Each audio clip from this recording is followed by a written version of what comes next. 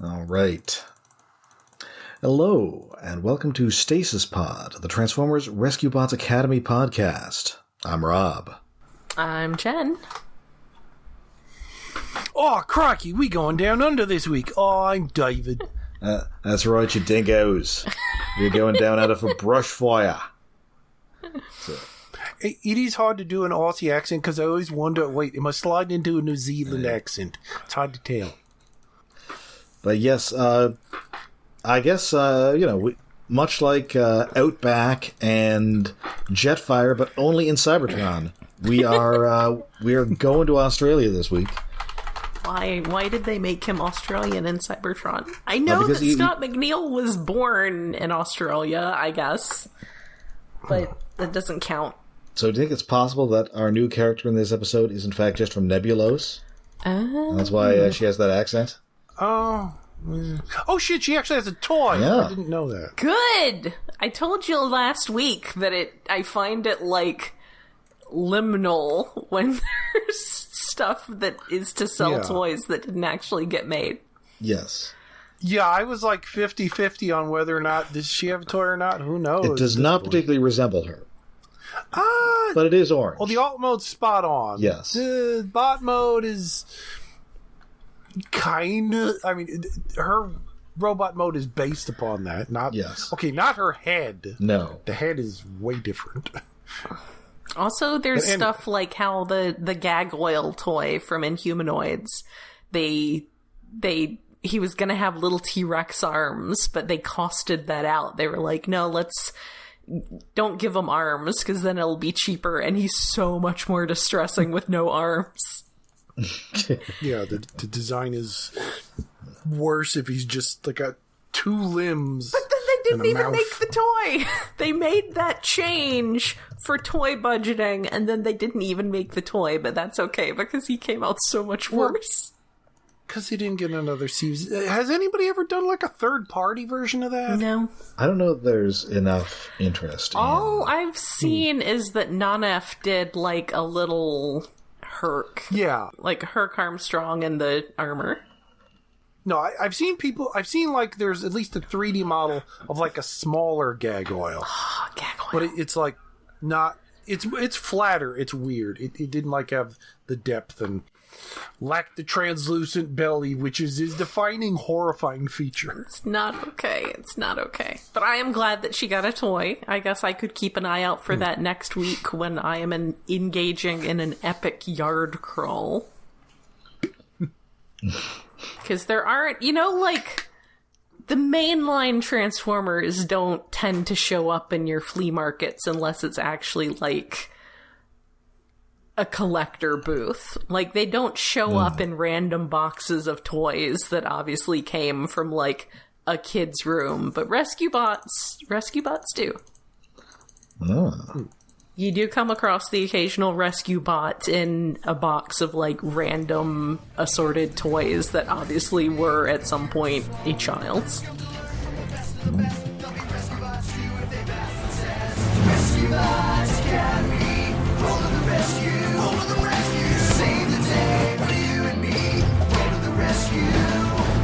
Hot shot, Whirl, hoist, medics, and wedge. Their teamwork together will give them the edge. Rescue Bots Academy. Go to the rescue. Alright, well this is the 31st episode of the season, the 83rd episode of the show overall. First aired in the US, March 20th, 2021, and is by the frequently seen around here duo Kieran Morrison and Mick O'Hara. The most Irish possible names. It's true. Last seen in these parts, writing Campfire Fright. Oh, that was fun. So they specialize in fire-based episodes? Fire. That's what I'd want to do. Fire. Fire. But no, we open, we are in a cavern in a canyon, excavating for a mine. Oh, yes, minecart trolley problem fun. Yep. I realize that when there are mine accidents, they are, like, extremely dire and a big deal, but do they really occur often enough that they need to do this much training for them? I mean, I would imagine not as much anymore. No. But, I mean, there are lots of mines on Griffin Rock, and who knows how many mines are located wherever they currently are in the base. That's maybe in Maine, maybe closer to Florida. Yeah. Somewhere with pine trees. Or palm trees. But I guess so. She's got to flip the switch here and put this mine cart on a different track before it crashes. But unfortunately, But which switch? yes, she's having a real crisis of confidence here, and she's waiting for the rest of the gang to catch up, so they can tell her which one to do. Unfortunately, There's a red one and a green one. yes. Unfortunately, the minecart gets there first and just straight up slams into this rock wall. Rocks fall, everyone dies, etc. Womp womp.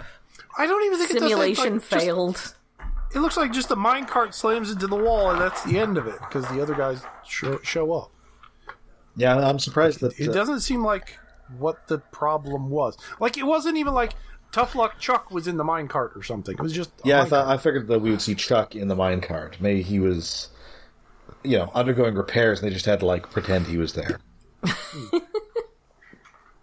Maybe they were fixing his business programming. He got stuck doing that again. They need a stunt dummy for the test dummy. So the simulation is over, and unfortunately they get a distress call coming from Australia. Crikey! Bonzer.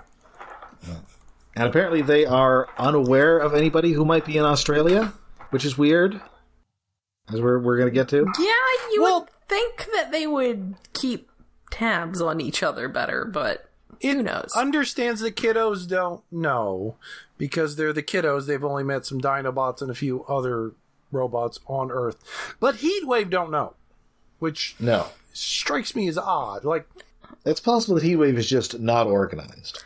It's possible Heatwave is just not paying attention to things outside of his immediate purview. He's got a lot going on. That is entirely possible. He is focused on being the head of the school, but his own actual responsibilities are significant enough that he can't be keeping track of what, Quick Shadow is doing, or, where High Tide has gotten off to, or what Sideswipe is doing now. He's got his own stuff going on. Yeah. None of that is his problem. Once we get to the new Transformer, it kind of felt like they just showed up recently and just took up residence in Australia. I mean, maybe. This is possible. I mean, Wheeljack had a ship and just, showed up one day. In Prime, specifically. So they arrive in Australia, and they're worried about, being discreet with the local residents, but because this is the Australian outback, there are no local residents. Oh, yeah, and when we see, they track the signal, it's in Australia, and, the dot's, dead center of Australia. Oh, yeah. Away from population center. And it is. That's not just, map shenanigans that you get a lot of times in cartoons. It is actually the dead center of Australia. And, your only neighbors around here are going to be, Lord Humongous and, the mid-'80s X-Men. And some emus. Now, fortunately, because they're robots, they don't have to worry about the most notorious feature of Australia. So they are not affected by venomous creatures. It's true. The many, although it turns out the local wildlife creatures are going to be a problem. Yes. Yes. Yeah, it's because in the warning, the new robot said, there's a mob coming. The mob keeps coming through. I was I'm thinking, the Mafia? They moved to Australia? I mean, that seemed to be... Yeah, see, we're taking the outback here, see? And yeah. They didn't go too hard into it, but that also seemed to be what the rescue bots were assuming, was that they were coming in to help deal with some sort of organized crime situation. And then it was okay, it's going to be a whole horde of some kind of animal. And as the dust cloud was approaching, I was guessing, rabbits? Nope. And then it's oh no, mob actually does mean a specific group of animals. Kangaroo. Yes. Yeah. Or it's wallabies. the mob of roos. It should have been cane toads. I'm so sorry to any of our listeners in Australia. Yeah, we haven't had a chance to do it in a while. So we're overdosing on Aussie slang. My favorite thing that I have learned about Australia relatively recently is that they have these beautiful birds that are, however, such an urban encroachment that they just refer to them as bin chickens. Bin chickens. Which, I mean, I guess that's kind of like how other people... I mean, raccoons are not especially majestic. I was going to say it might be like how other people feel about the way we are about raccoons, as just, they're like neat and exotic to people who are not from North America, but we're just like trash pandas. But yes, I did just look up bin chickens, and it's a kind of ibis, which is a neat kind of looking bird. But then you look at all the pictures of what the fuck they're doing to earn the nickname bin chickens. Yeah, that's an appropriate nickname. Yes, they are the Australian white ibis, and they look majestic, but yes, they're just like giant pigeons. They are just an urban encroachment. Yeah. So they get to a nearby farm. It is totally deserted, but someone is there because there is just this orange sort of ATV looking thing there. Yeah, at first I thought it was just a regular ATV, the hotshots leaning up against it. It isn't until a few shots later when she transforms again. There's an ATV, but the rear act like it's a half track. It's half treads. I've never seen an ATV like that. I mean, it's either all treads or all tires. Yeah, I'm not sure if that's a real thing that exists. Half tracks are a thing from like the 40s. This is indeed Brushfire. Voiced by Bimini Wright, who is actually Australian. So this is her actual accent, I assume. Nice. Okay. It's not just a Jim Cummings situation. No. Or whoever is voicing Australian Wolverine. And she tells them, yes, indeed, a mob is terrifying a local town, and it's a mob of kangaroos. Oh, Bonzer. Yes. But it turns out that they are actually being driven away, or driven towards the town, by a raging fire. Oh! Small note. Brushfire's face doesn't match her toy. No, it does not. Like half the design. She has a feline face like she's from Robots in Disguise. Oh yeah, she does kind of have that cat face. Yeah, it's even sort of got the ears. Yeah. Well, maybe she's actually escaped from the ship in Robots in Disguise. Oh no! Maybe like the Alchemor. Alchemor, that was she's an Alchemor escapee pretending to be just a harmless little Autobot.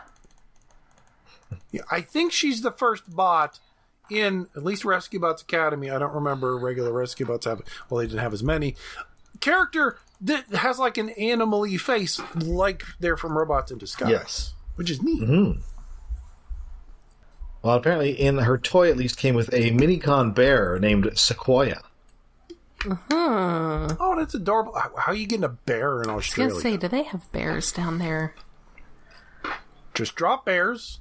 That's not real. I think, unless they get... No, sun bears are Southeast Asia. Well, Japan. Koala bears.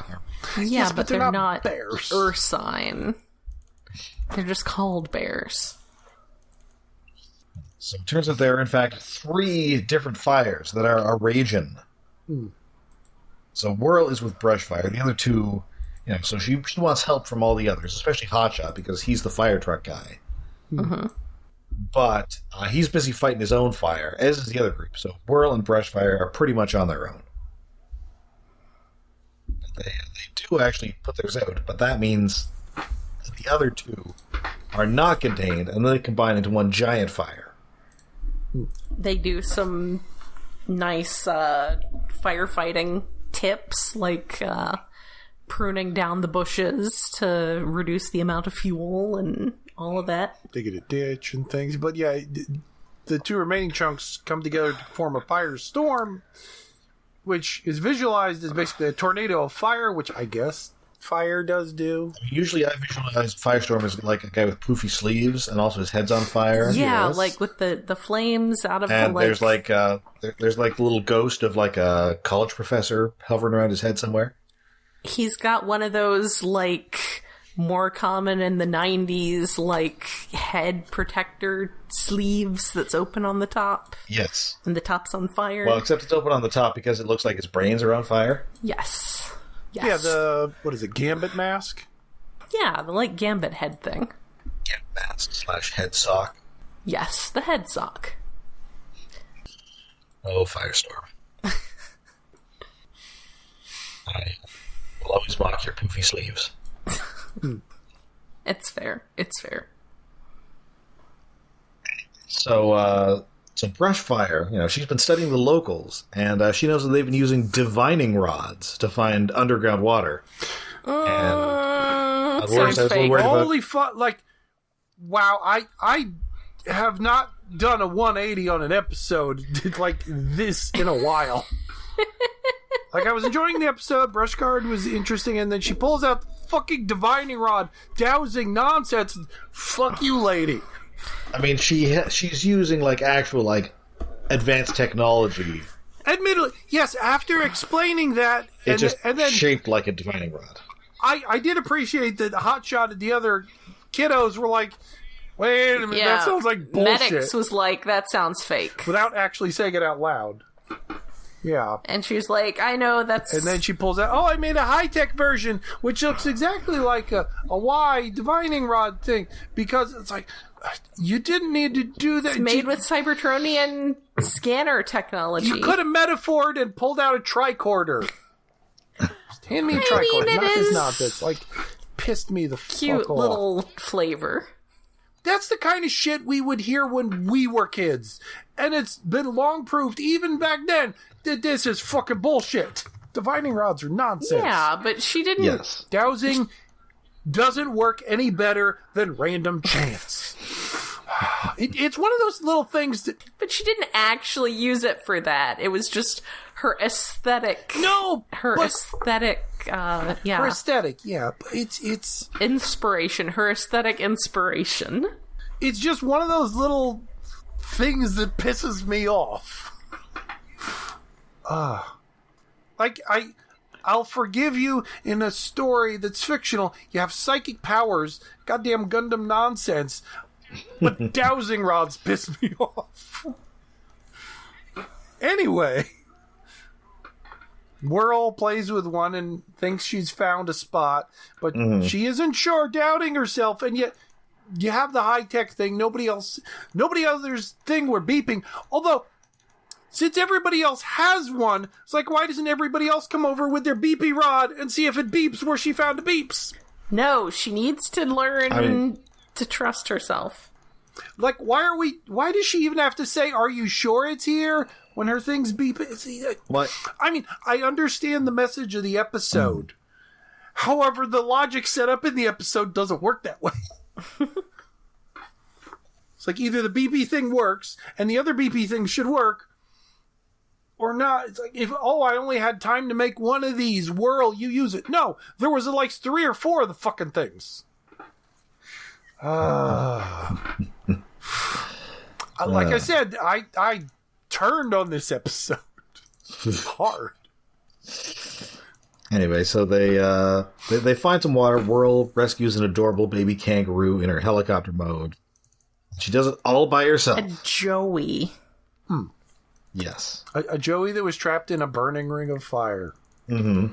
Down, down, down, down under in a burning ring of fire.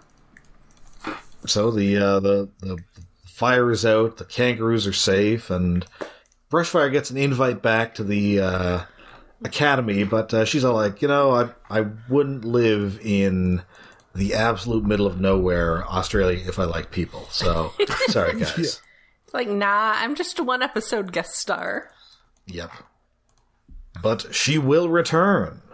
Oh, Cool. okay. Well, she got a toy, so yeah, I would assume they'd try to bring her back. Then again, this season very much feels like it's like, oh, we're setting up, we're going to get another season after this, and follow up with more characters and bring them back, and there's no other season.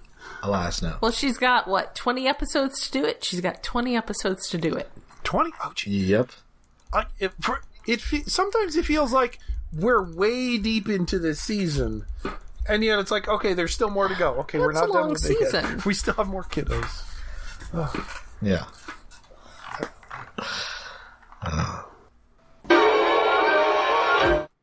Alright, so that brings us to the second episode, The Ties That Bind.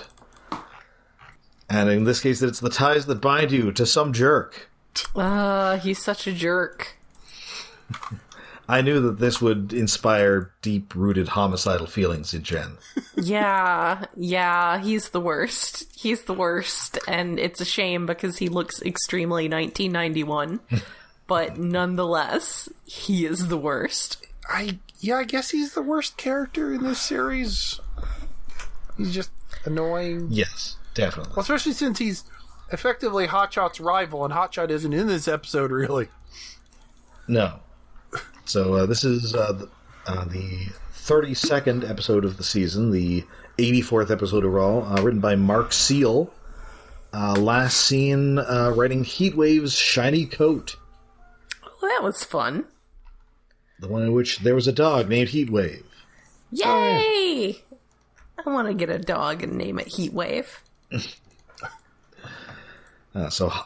So Whirl is trying out her new car mode. She's racing around with Hotshot. She's not quite used to the whole driving thing yet. They're just being cars, doing car stuff. Mm. Instead of steering around obstacles, she just wants to turn into a helicopter and fly over them, yes. Which, seems relatable. Yes. So there's another distress call, and unfortunately it is not from their new pal in Australia. It is from Scorch, Hotshot's dumbass friend. He's in car mode, he's run out of energon, and he's afraid of heights, so she can't just turn into a helicopter and fly back. And airlift him. And he keeps insisting on calling her Fly Girl, even though she has objected to this, which is... It's not cool, man. It's not cool. No. Listen, Do a joke. He's been going through Earth's television history, and he's become enamored with In Living Color. Yeah, that's where I was going to.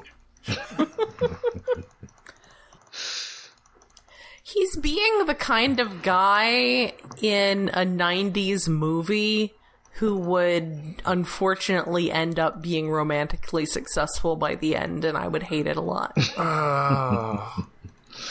Kinda, yeah.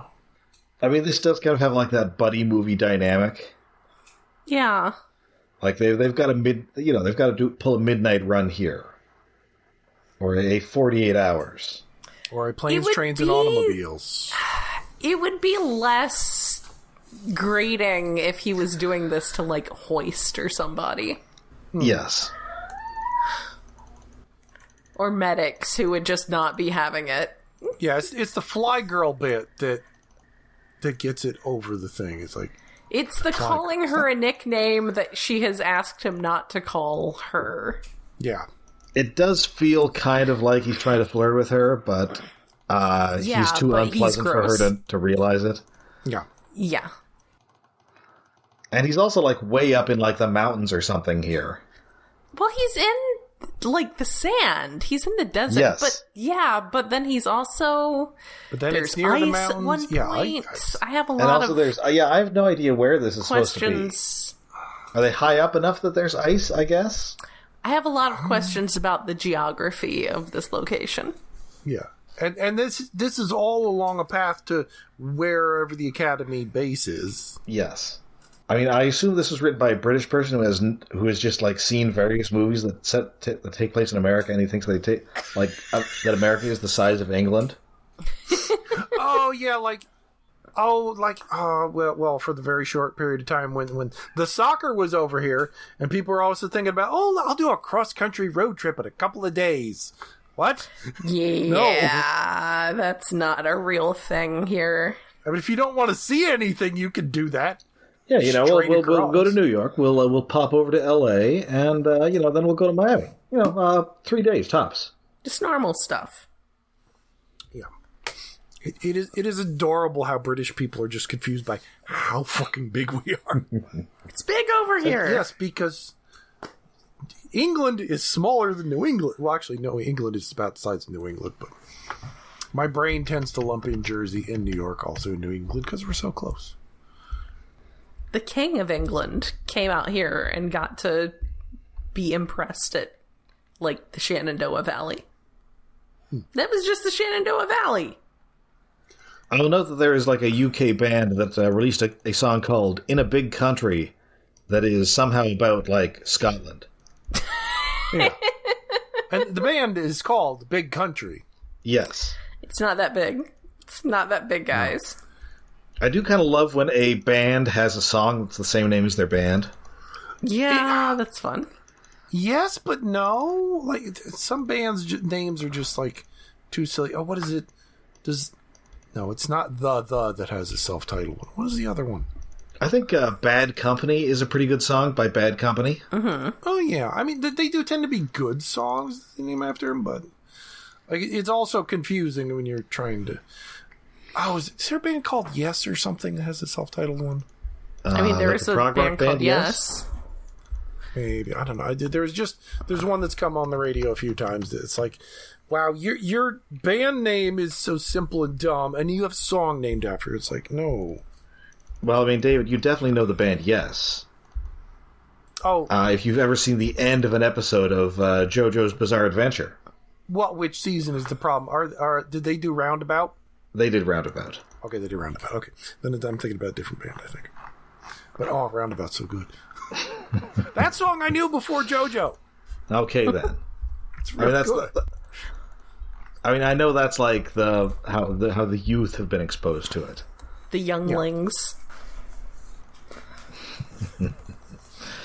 It's either that or it's on like TikTok or something. I don't know. Yeah. No, I'm more pleased that like younglings have heard of like Walk Like an Egyptian because of JoJo. Fantastic. I don't know what songs they're using now. Anyway, so yeah, she is. She is really trundling. She's just got him hog-tied to the back of her car mode here. They're going pretty slowly. yeah, oh yeah, because they're on this treacherous mountain road. Because his energon levels are so low, he can't transform again. Yes, but he can still talk and communicate over his little screen thingy. Mm-hmm.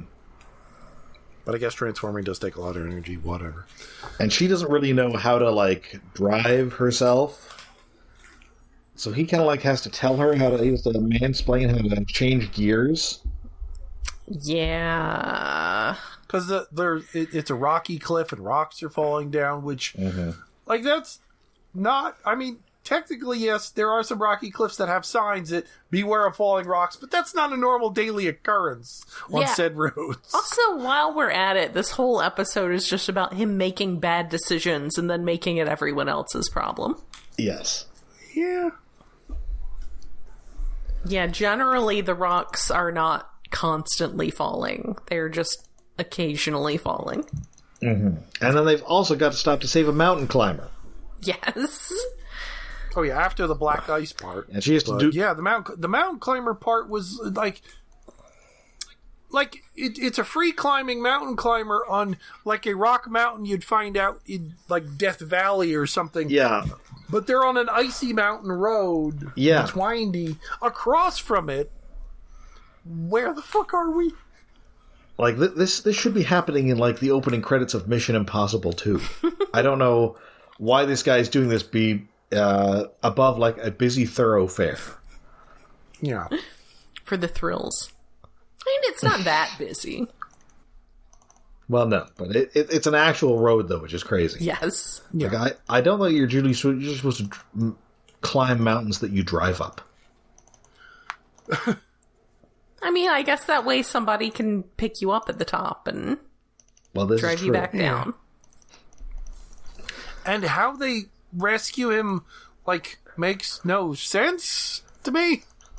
It looks like a stunt out of one of the, like, Vin Diesel XXX movies. It seems incredibly perilous. So yes, he talks her through accelerating properly to hit this part of the road as a ramp, and then she comes over and manages to hit his rope so that her it breaks. Cuts the rope, and then he falls, but somehow, like, he's behind. Yeah, Scorch is a little bit lower, so because he's a little bit lower, he manages to get the mountain climber on his hood. Yeah.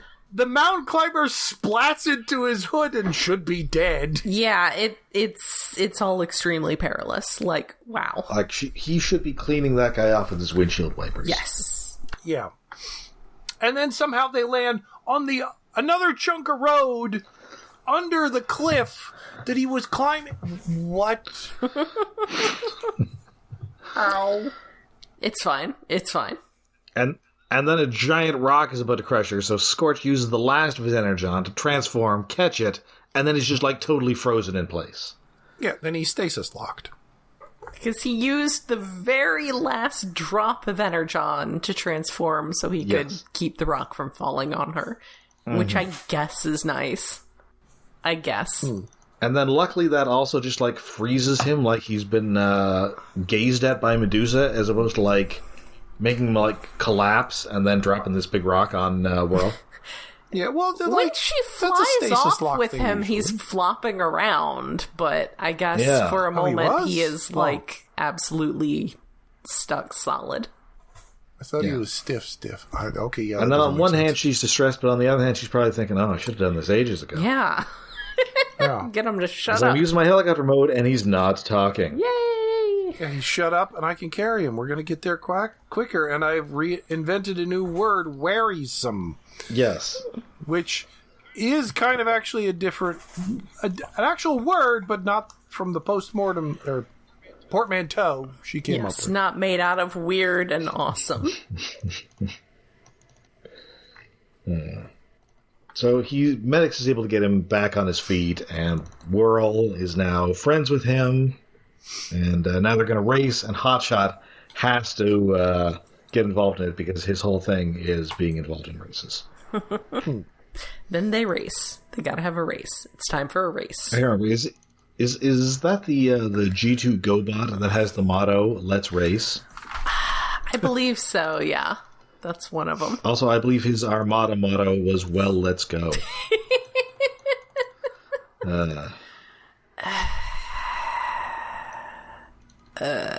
And that is it for us for this week for our Rescue Bots duo. These are both pretty enjoyable episodes. Obviously we're not crazy about the dowsing rod in the first one. No, and Scorch himself in the second episode ain't great. I mean, having 2 Whirl episodes is fine. Yeah, we are big fans of Whirl around here. Having back-to-back of the same character is, well, you can mix it up, but whatever. It's fine. Nope, time for Whirl. Look, it's better than having, like, a bunch of Hotshot episodes. It's true. Well, yeah, that was the first season. I will absolutely take a pair of Whirl episodes over a pair of Hotshot episodes. Yes. All right, and of course, with that, we'll be back next week with more Rescue Bots action. But of course, until then, you can find us all over the internet. We are on Facebook, we are on Blue Sky, and we have a Patreon. I set up the Facebook page again, too, so we are back to being on Facebook. Excellent. But yes, we are hosted on iaconunderground.net, where we have a Patreon set up to help with hosting and other expenses. That is patreon.com/iaconunderground. For as little as $1 a month, you can help us with our hosting fees and also get access to our monthly special episodes where we do something kind of fun, either tying in with something cool that's coming up or just something interesting that we're checking off our to-do list. For July, we chose to do the former and to tie in with Spider-Man Brand New Day, which has opened at this time. Avoid spoilers if you can. But that for that we did a couple episodes. We did the oldest thing that we have done so far. We went back to a couple episodes of the old Spider-Man cartoon, the 60s one. Wallop and Web Snappers. Yes. It was meme-tastic. But yeah, it was a lot of fun watching some of the, like, deep history of Marvel animation. Seeing some of the real archaic stuff. Have we picked something for August yet? I do not believe we have, but I will also note that that Spider-Man cartoon is the only time we have seen something with an actor who I have seen on stage doing Shakespeare. Well, there you go. Tune in to find out what I'm talking about. Yeah, tune in to find out who. Just some Canadian. It's always Canadians. All the Canadians know each other and just see each other all the time, just in passing. It's weird. That's because your country is huge, but all the populated parts are concentrated. Well, that's because all the other parts are too cold or full of bears. They're getting warmer. And that just makes the bears angry. That just causes more bears. So, yes, that is on Patreon at patreon.com/IaconUnderground. All right. So until next time, when we find out the dangers of social media. Oh, no. I'm Rob. I'm Jen. And I'm David. No, not more social media. At David. Actually, no. Who the fuck would be at David? I don't know. Some asshole, probably, with a check mark.